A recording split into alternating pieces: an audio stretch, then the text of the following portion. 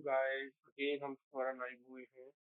तो आज का हमारा जो नेक्स्ट टॉपिक है वो है रिलेशन ऑपरेटर्स। रिलेशन ऑपरेटर से हम सीधा ही बात कर लेते हैं कि जब दो पर्सन एक दूसरे के साथ रिलेशन क्रिएट करते हैं तो हम उसे रिलेशन ऑपरेटर बात करेंगे। तो इसमें भी ऐसा ही है। इसमें आपके आ जाएंगे जैसे ग्रेटर देन, लेस देन, एकदम equal to, less than equal to, इस तरीके के जो ऑपरेटर्स हैं उसे हम रिलेशन ऑपरेटर्स में काउंट करते हैं। तो गाइस, तो इसको हम थोड़ा सा समझेंगे कि किस तरीके से बात करते हैं। साथ साथ में हम बात करेंगे लॉजिक ऑपरेटर्स के बारे में भी। तो कुछ इस तरीके की हमारी जो चीजें वर्क करेंगी। तो हम ये सबसे पहले जानकारी लेंगे कि ये हम इसमें चेक करवा रहे हैं कि कौन सी चीज बड़ी है और कौन सी चीज सही है। अगर वो सही हुई तो आंसर आ जाएगा 1। अगर आंसर सही नहीं हुआ तो आंसर आ जाएगा 0। अब बात होती है कि 1 और 0 क्यों आ रहा है। वो उसका एक रीजन है, क्योंकि सिस्टम आपको ये बताता है कि क्या ये ट्रू है या फॉल्स है। अगर फॉल्स वैल्यू हुई तो वो 0 में काउंट करता है, अगर वो ट्रू वैल्यू हुई तो 1 काउंट करेगा। तो इस तरीके से हम चीजों को समझेंगे। तो गाइस, हम स्टार्ट करते हैं। तो सबसे पहले हम बात करते हैं अपने ऑपरेटर्स के बारे में। जैसे हमने सबसे पहले ले लिया तो that is the greater than. तो शायद आप लोगों को ये चीजें क्लियर भी होंगी, क्योंकि हम लोग स्कूलों में पढ़ के भी आए हैं इसके बारे में कि जिस तरफ जो होगा वो उस तरफ बड़ा होता है।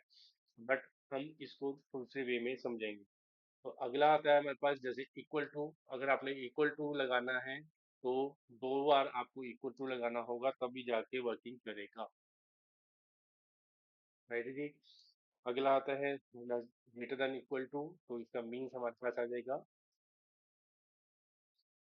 ग्रेटर देन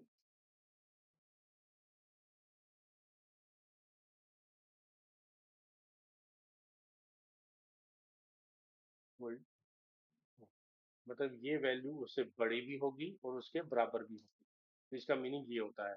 तो ये होगा लेस देन इक्वल टू। इसका मीनिंग है या इससे छोटी होगी या इससे इसके बराबर होगी। अगला आता है नॉट इक्वल टू। तो जब भी आपको अगर ऐसा साइन लगाते हैं तो इसमें आपका मीनिंग हो जाएगा नॉट इक्वल टू। तो अगर कोई भी चीज अगर आप उसके बराबर नहीं रखना चाहते हैं तो इसमें आप नॉट इक्वल टू कर सकते हैं। तो ये सारे के सारे तो हमारे हो गए रिलेशन ऑपरेटर्स,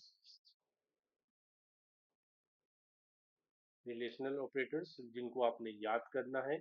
इसके साथ साथ हमारे पास अगला आता है लॉजिकल ऑपरेटर्स।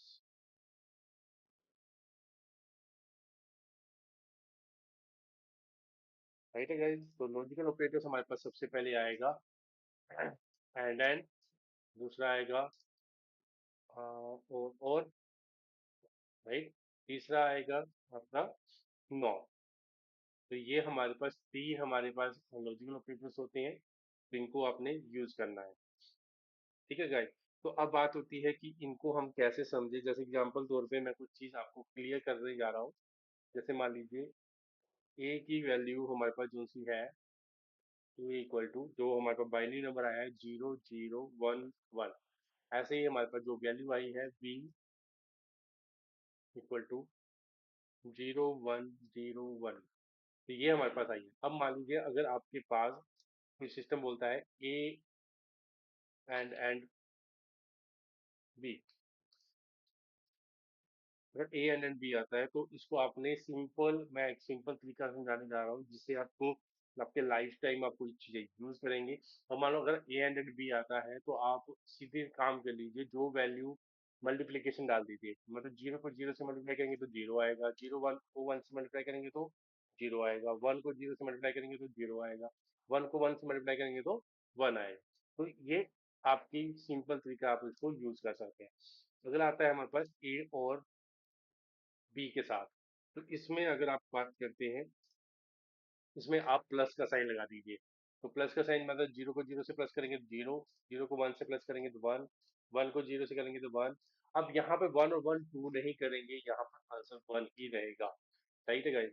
तो अगला आता है नॉट इक्वल टू। नो, अगर हम बात करते हैं नॉट ए, नॉट ए। अब नोट ए हमने सिर्फ ए को पिक करना है, बी के साथ हमारा कोई लेना देना नहीं है, सिर्फ नोट। तो यहाँ पर आपने ध्यान रख लेना है कि जो वैल्यू ऑपोजिट हो जाएगी, यहाँ पे वैल्यू ऑपोजिट होगी। वो कैसे हो जाएगी कि अगर नॉट वैल्यू है तो जो वैल्यू 0 होंगी वो 1 हो जाएंगी, जो वैल्यू 1 होगी वो 0 हो जाएंगी। तो जैसे 1100, अगर मान लीजिए कोई कहता है कि बी की वैल्यू नोट करो, तो आपने बी करा हमने जैसे, तो यहाँ पे हमारे पास आ गई 1010, तो ये आंसर हमारे पास वाई बी की वैल्यू का है। तो ये हमारे पास इस तरीके से हमारे लॉजिकल ऑपरेटर्स वर्क करते हैं। तो अब हमारे पास कुछ प्रोग्राम है, जैसे हमने काम कर लेते हैं। Integer x is equal to 60, y equal to 200, c equal to 160। तो ये हमारे पास तीन वैल्यू आ रही है। तो एग्जीक्यूशन 1 हम स्टार्ट कर लेते हैं। Integer execution 1 equal to x greater than y। तो इस तरीके से हमने अपनी वैल्यू, मतलब आपके पास कई बार इस तरीके के क्वेश्चंस आएंगे, तो आपने डाउट फेस नहीं करना है। तो जो भी एग्जीक्यूशन होंगी उनको एक एक करके एग्जीक्यूशन में डालते चले जाओ और उसका आंसर अपने आप क्रिएट होता चला जाएगा। तो इस तरीके से वैल्यू आपने डालनी होती है। जैसे हमारे पास execution 3, x multiply b equal to 120, integer execution 4 equal to equal to 60 and y greater than b। अब यहाँ पे थोड़ा सा और समझेंगे कि जब हम एंड का साइन लगाएंगे तो दोनों वैल्यू हमारी सही होनी बहुत जरूरी है। अगर आपकी दोनों वैल्यू सही नहीं होती हैं तो वैल्यू आपका आंसर गलत शो करेगा। दोनों में से एक भी वैल्यू गलत हुई तो आंसर गलत होगा। अगर दोनों वैल्यू सही है तो आपकी आंसर सही आएगी। तो इस तरीके से आपने इसको यूज करना है। y not equal to 60। अब यहाँ पर जो आप यूज करने जा रहे हैं और कोई यूज करने जा रहे हैं, तो इसमें आपकी दोनों में से कोई भी एक वैल्यू अगर सही है तो वो आंसर सही आ जाएगा। अगला आता है integer execution 6 equal to x greater than 60। अब नॉट, तो ये हमारे पास आ गई है, तो उसको हम प्रिंट आउट कर देंगे एक एक करके। जैसे फर्स्ट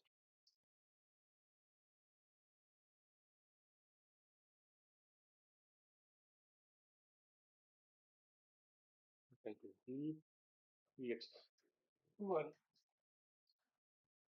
प्रिंट आउट।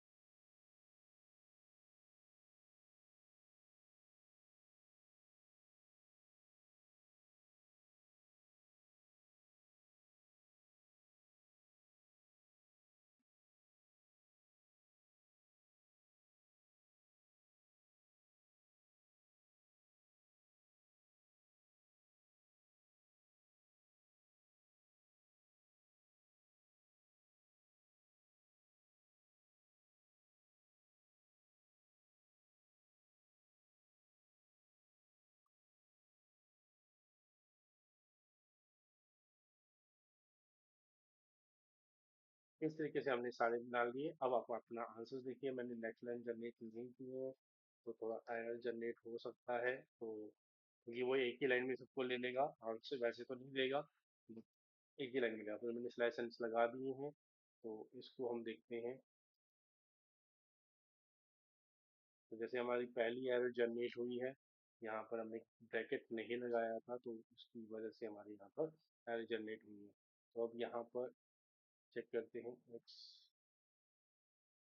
ओके, तो जैसे हमारे पास आ रहा है B is not declared, B is not declared, तो यहाँ पर हमारे पास दिखा रहा है, तो हमने ऊपर बी को डिक्लेयर नहीं किया है, तो हमने दोबारा बी को डिक्लेयर कर देते हैं।